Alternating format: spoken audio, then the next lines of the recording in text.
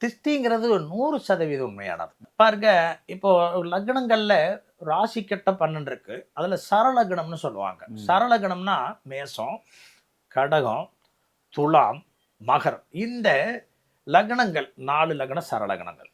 இந்த லக்னங்கள் ஒரு வேலை செய்ய போறோம்னு வைங்களேன். மேச ராசி மேச லக்னம், கடக ராசி கடக லக்னம், துலா ராசி துலா லக்னம், மகர ராசி மகர லக்னம். இவங்க ஒரு வேலை செய்யறாங்க அப்படின்னா, இந்த மாதிரி நான் ஒரு தொழில் தொடங்கலான் இருக்கிறேன்னு செய்யறதுக்கு முன்னாடியே இப்படி ஒரு பிளான் பண்ணிட்டு இருக்கிறேன்னு சொன்னாங்கன்னா அந்த வேலை நடக்காது.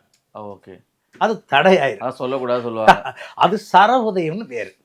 அப்போ இது இவங்களுக்கு இருக்கக்கூடிய ஒரு பிரச்சனை. இதே ஸ்திர உதயத்திற்கு அப்படின்னா ரிஷபம், சிம்மம், விருச்சிகம், கும்பம், இந்த 4 ஸ்திர உதயம். இவங்க வந்து என்னன்னா செய்துட்டு எல்லா வேலையும் செஞ்சுட்டு கஷ்டப்படுறவங்க. கஷ்டம் எல்லா மனிதனுக்குமே இருக்கு. உபயம்ங்கிறது அப்படி இல்லைங்க.